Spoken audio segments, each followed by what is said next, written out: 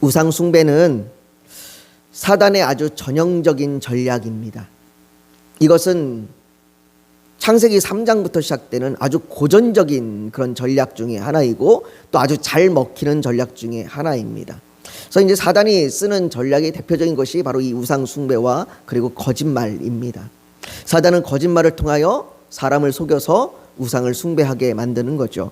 이것은 아담에게도 마찬가지였습니다. 사단이 아담에게 내가 이 선악과의 열매를, 이 선악을 알게 하는 열매를 먹으면 네가 하나님과 같이 되어 네가 스스로 선악을 분별하는 자가 되리라 라고 이야기합니다. 이것을 통하여 사단은 그 거짓말을 통하여 아담을 속이고 그리고 아담이 그것을 따먹음으로 인하여 하나님이 아닌 자기를 숭배하게 합니다. 내가 하나님과 같이 되게 하리라. 그러니까 우상숭배의 본질은 뭐냐면, 우상숭배의 본질은 하나님이 아닌 것들을 숭배하는 것, 하나님이 아닌 다른 모든 것들을 숭배하게 하는 것이 우상숭배입니다. 그것이 물질일 수도 있고 사람일 수도 있고 뭐 자녀일 수도 있고 심지어 자기 자신일 수도 있고 심지어 그것이 예배일 수도 있습니다. 우리가 예배를 드릴 때에도 우리가 예배 가운데 하나님을 숭배하는 것이 아닌 하나님이 아닌 예배 자체를 숭배한다면 그 예배가 결국은 우상이 될 수밖에 없습니다. 그러니 우리가 이 우상 숭배라고 하는 것은 결국 우리가 하나님보다 내가 원하는 것, 즉 다시 얘기하면 나를 더 사랑하는 거예요. 나를 더 사랑함으로 말미암아 내가 하나님보다 내가 원하는 것들을 찾고 내가 원하는 것들을 쫓아가는 것이 우상 숭배이죠. 이 전형적인 사단의 전략은 구약의 이스라엘이 계속해서 죄를 범하게 했습니다. 구약의 이스라엘들은 아브라함 이후에 계속해서 그들은 우상 가운데 머물렀고 우상 앞에 죄를 졌습니다. 심지어 사울이 하나님 앞에 예배를 드릴 때, 제사를 드릴 때조차 그는 하나님 앞에 순종하지 아니하고 자기의 뜻대로 행함으로써 그것이 결국은 우상 숭배가 되는 것이죠. 지금도 마찬가지입니다. 지금도 사람들은 하나님을 경배하지 않고 하나님이 아닌 다른 것을 숭배하고 경배합니다. 그렇게 우리는 그렇게 사단의 전략 가운데 너무나 쉽게 넘어지고 쓰러집니다. 그런데 그렇게 넘어지고 쓰러지면서도 우리는 때때로는 이 사단의 전략을 알아채지 못할 뿐만 아니라 우리가 우상 숭배를 하고 있다고 하는 인식조차 없는 경우가 많아요. 우리가 우상을 숭배하고 있다고 하는 그 인식조차 못하는 상태에서 우리는 하나님이 아닌 다른 것들을 숭배하고 있는 거죠. 믿지 않는 사람들은 제외하고요. 믿지 않는 사람들은 아예 하나님을 경배한다는 그런 의식이 없으니까 그 사람들은 그냥 아예 의식 자체가 자신을 숭배하는 거고, 믿는 자들이라고 하는 사람들조차도 하나님을 숭배하며 나가야 함에도 불구하고 그렇지 못한 상태에서, 내가 의식하지 않은 상태에서 하나님보다 내가 다른 것들을 더 경배하고 숭배하는 우상 숭배에 빠지는 경우가 더 많다는 겁니다. 이것은 고린도 교회 성도들도 마찬가지였습니다. 바울은 고린도전서 8장에서부터 이제 이어왔던 이 계속해서 쭉 논쟁이 되어 왔던 이 우상의 제물, 이 우상의 제물을 먹는 것, 이 우상의 제물에 먹는 것에 관한 이 논쟁이 이제 서서히 이제 결론에 다다르게 됩니다. 오늘 우리가 살펴보는 말씀과 그리고 다음 주에 살펴보는 말씀을 통해서 이것의 이제 결론을 우리가 이제 내리게 될 겁니다. 바울은 이 논쟁의 결론을 시작하면서 이 논쟁의 결론으로 오늘 본문 14절에 이렇게 이야기합니다. 그런즉 내 사랑하는 자들아 우상 숭배하는 일을 피하라 라고 말합니다. 어쩌면 이 말을 들었을 때 고린도 교회 몇몇 성도들은 헷갈렸을 수도 있습니다. 우리가 언제 우상을 숭배했지? 라고 헷갈렸을 수도 있습니다. 그런데 바울은 이야기하는 겁니다. 그들의 지식과 자유로, 너희가 알고 있는 너희의 지식과 너희의 자유를 가지고 한 행동이, 너희가 그렇게 우상의 제물을 먹는 그 행동이 우상 숭배하는 일이고, 그렇기 때문에 너희가 이것을 신속하게 멈춰야 한다라고 얘기하는 겁니다. 너희가 이것을 피하라, 너희가 멈춰라, 지금 당장이라도 이것을 그만두어야 한다라고 이야기하고 있는 것입니다.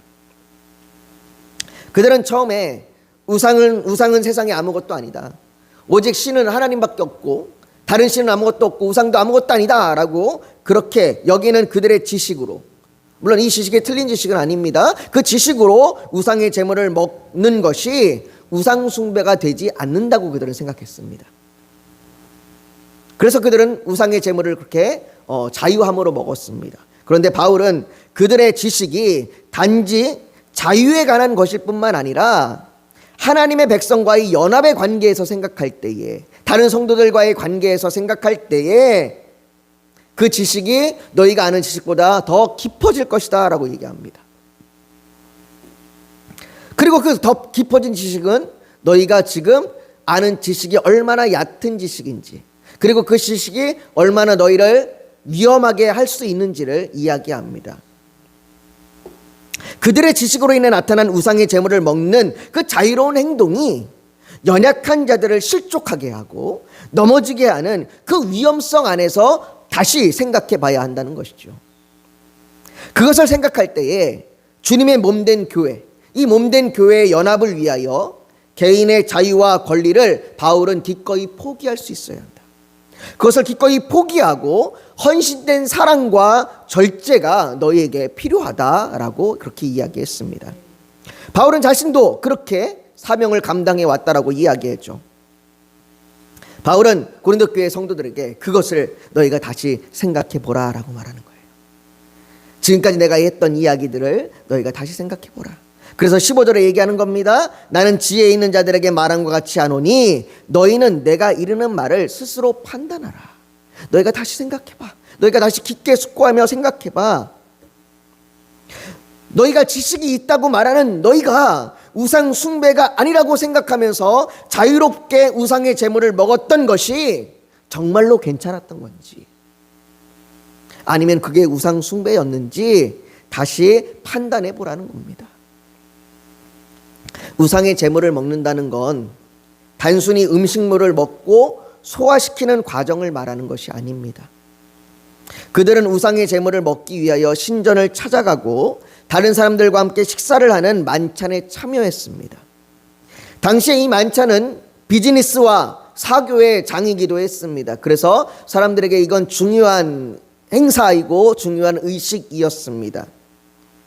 그들은 우상은 아무것도 아니니 우상의 제물을 먹는 것이 우상 숭배라고 생각하지 않았고, 따라서 이 만찬에 참여함에 대하여 거리낌이 없었습니다.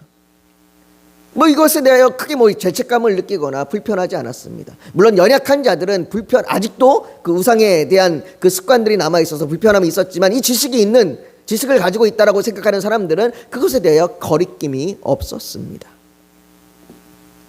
저도 전에 이와 같은 적이 있었습니다.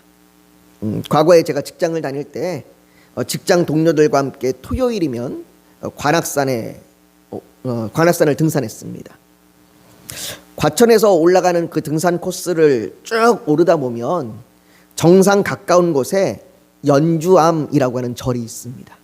아주 이제 좀 큰 절인데요.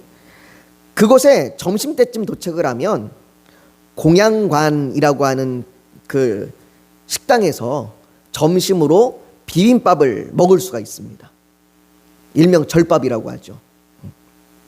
많은 등산객이 그곳을 등산하면서 그곳에서 점심을 먹습니다. 그리고 저도 직장 동료들과 함께 많은 사람들이 거기서 밥을 먹으니까 자연스럽게 저도 들어가서 그곳에서 식사를 했습니다. 물론 마음에 전혀 불편함이 없었던 건 아닙니다. 그래도 절밥이고 왠지 약간 거리낌이 좀 있지만 그렇다고 크게 잘못이라고 생각하지 않았습니다. 그런데 제가 불교에서 말하고는 이 공양이라고 하는 것, 그 건물 자체 이름도 공양관이고 그들이 그렇게 나눠줘서 먹는 그걸 공양이라고 얘기합니다. 공양을 받기도 하고 먹는 것을 이제 공양해서 먹는다라고 얘기도 하는데, 그 공양이라는 것이 뭔지 그리고 어떤 의미인지를 제가 그때 다 알았다면 그것이 단순히 점심 한 끼를 먹고 배를 채우는 것이 아니라 그 공양이라고 하는 것이 불교의 수행에 참여하는 것이고 그리고 우상을 숭배하는 것이라는 것을 알았을 겁니다. 그러니까 단순히 그 점심 한 끼를 먹고 그냥 배가 배부르는 것이 아니라 내가 그 점심을 먹는 그 행위와 그 점심을 함께 먹음으로 인하여 내가 그 불교에서 말하고 있는 공양을 하고 있는 것이고, 그로 인하여 내가 우상을 숭배하고 있는 그 과정에 내가 있는 것인 거죠. 고린도 교회 성도들도 마찬가지였습니다. 바울은 고린도 교회 성도들에게 너희가 아무렇지도 않게 참여하는 그 우상의 제물을 먹는 만찬이 사실은 너무나 큰 의미를 가지고 있고 그로 말미암아 너희가 우상 숭배에 참여하는 것이다 라고 그렇게 말합니다. 그래서 그 의미가 어떤 것인지, 그것이 얼마나 큰 의미인지를 말하기 위해서 오늘 16절과 17절에 우리가 잘 아는 성만찬을 얘기합니다. 우리 한번 16절과 17절을 같이 한번 읽어볼까요? 16절과 17절입니다. 같이 읽습니다. 시작. 우리가 축복하는 바 축복의 잔은 그리스도의 피에 참여함이 아니며 우리가 떼는 떡은 그리스도의 몸에 참여함이 아니냐. 떡이 하나요 많은 우리가 한 몸이니 이는 우리가 다 한 떡에 참여함이라 라고 그렇게 주의 성찬의 패러다임, 그 주의 성찬의 그 사고를 가지고 와서 그것을 그들이 우상의 제물의 만찬에 참여하는 것을 빗대어 너희가 생각해 보라라고 얘기합니다. 바울은 이 성만찬을 얘기하면서 여기서 참여한다라는 말을 반복해서 쓰고 있습니다. 너희가 너희가 그리스도의 피에 참여한다. 너희가 그리스도의 몸에 참여한다. 너희가 한 떡에 참여한다라고 이렇게 참여한다라는 말을 반복해서 얘기하고 있는데요. 그 반복해서 얘기하는 것은 이것을 강조하는 겁니다. 여기에 참여한다라고 하는 말이 원어로는 코이노니아라는 말입니다. 이 코이노니아라는 말은 친밀한 교제를 말합니다. 이 친밀한 교제라는 것은 단순히 사교적인 관계, 너와 나가 친해 이런 사교적인 관계 이것이 아니라 이것보다 더 깊은 의미예요. 이것은 단순히 비즈니스를 하기 위하여 인맥을 쌓는 정도, 친구를 사귀는 정도 그런 의미가 아니라 그것보다 더 깊은 의미입니다. 그래서 우리가 주님과 연합되는 관계, 이것이 코이노니아입니다. 어쩌면 고린도 교회 성도들은 우상의 제물을 먹는 만찬에 참여하는 것이 이 정도 수준, 이 정도의 의미인지 몰랐을 겁니다. 그러나 바울은 주의 성찬에 참여하는 것을 통해서 이것이 얼마나 깊은 의미가 있는지를 이야기하는 겁니다. 너희가 지금 모르고 주의 만찬에 참여하는데 실상은 그것이 너무나 깊은 의미를 가지고 있는, 너희가 그로 말미암아 우상을 숭배하는 일이다라고 얘기하는 거예요. 여러분, 우리가 주의 성찬에 참여한다는 것이 단순히 빵과 포도주를 먹는 행위, 그냥 먹는 것, 이것을 말하는 것이 아니잖아요. 그 먹는 행위로 끝나는 것이 아니잖아요. 내가 오늘 주의 떡과 잔, 왜 주의 빵과 내가 잔을 먹었으니까 난 잘 먹고 내 뱃속에 들어갔으니까 나 주의 성찬에 참여했어. 단순히 이것이 끝이 아니잖아요. 주의 성찬, 우리가 주의 빵과 포도주를 먹을 때에 우리가 그 빵과 포도주를 먹는 것은 예수 그리스도께서 십자가에서 흘리신 그 피, 그리고 그분이 찢긴 그 살, 그 피와 살을 통하여 우리에게 이루신 그 구속하심, 우리의 죄를 사하여 주시고 우리를 구원해 주시는 그 구속함에 참여하는 것이 우리의 주의 성찬에 참여하는 거예요.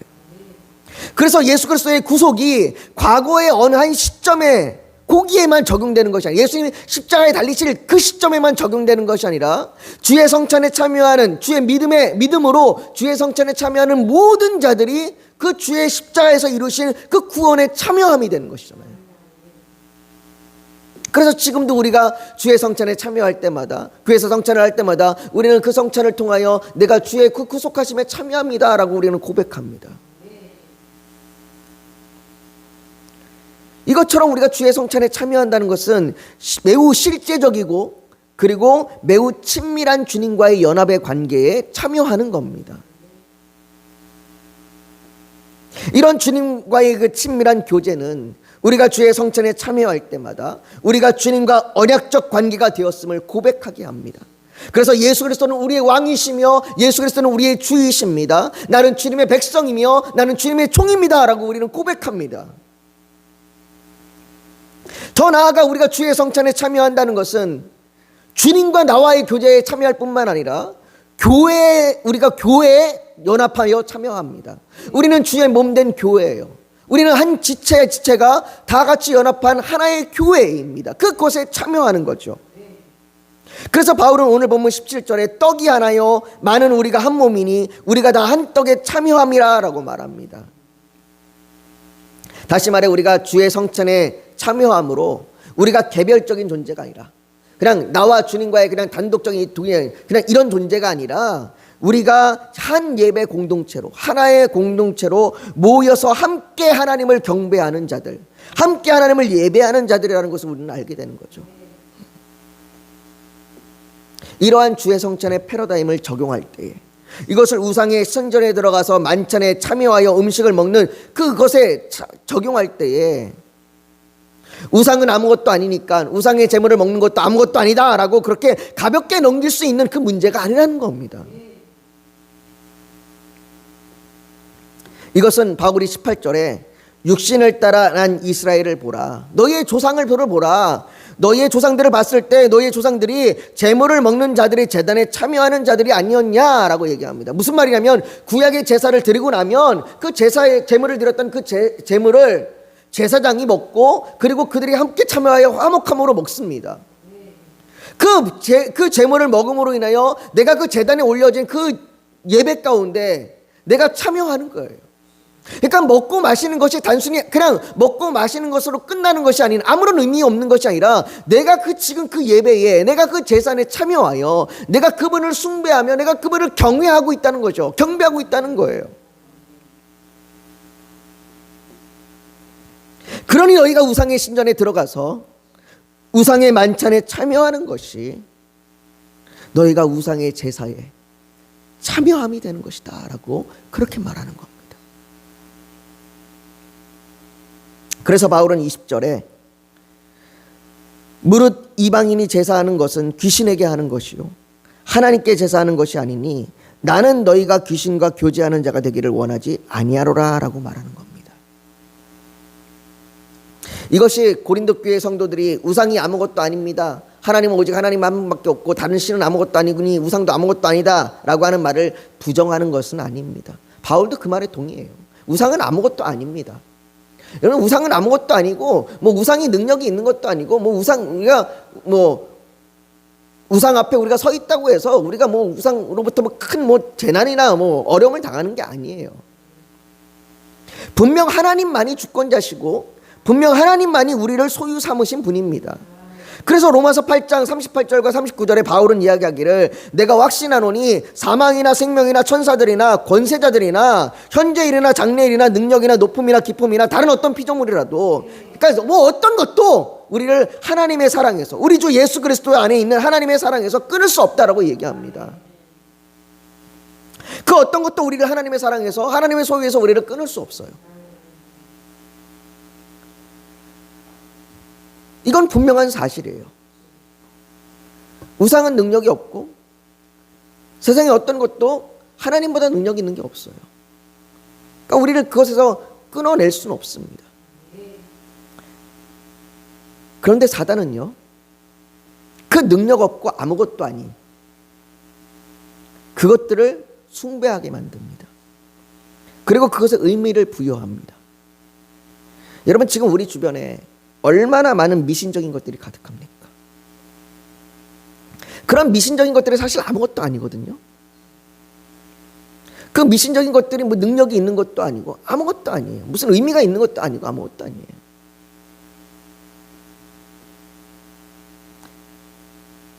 그런데 사단은요, 그것에 자꾸 의미를 부여하고 믿고 숭배하게 만듭니다. 그것이 미신적인 것뿐만 아니라 사회, 경제, 문화의 다양한 요소에 나타납니다. 그래서 마치 하나님보다 세상이 더 능력이 있는 것처럼, 하나님보다 물질이 더 능력이 있는 것처럼, 하나님보다 돈이 더 능력이 있는 것처럼, 그것에 힘이 있는 것처럼, 그래서 그것이 마치 하나님과 우리 사이에 끊어지게 만드는 것처럼 그렇게 우리를 속여요. 그래서 그 모든 요소를 통하여 우리의 관심을 하나님이 아닌 다른 것으로 향하게 합니다. 그리고 그것은 믿는 자들을 파괴하고 넘어뜨리는 방향으로 나아가게 됩니다. 여러분, 여기에 사단의 전략이 보이십니까? 사단은 고린도 교회 성도들의 지식과 자유를 이용했어요. 그들의 지식과 자유는 악한 것에서 온 것이 아닙니다.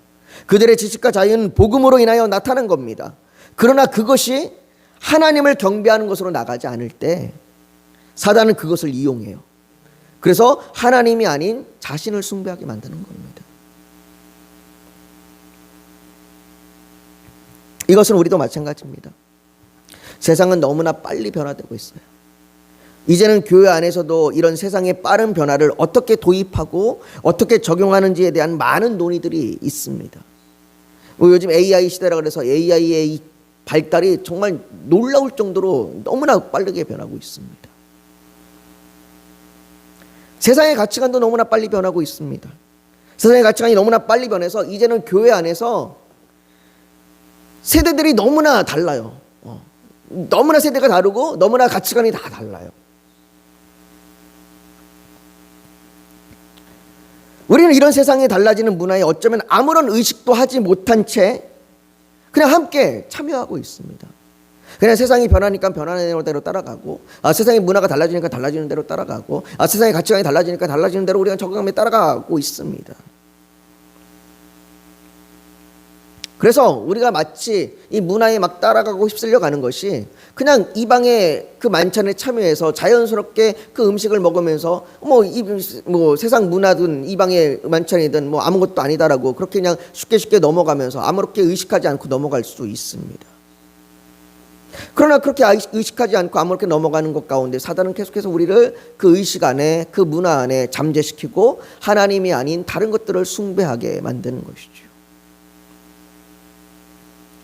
그래서 바울이 이 고린도전서 10장 31절에 얘기하는 것이 이렇게 얘기하는 거예요.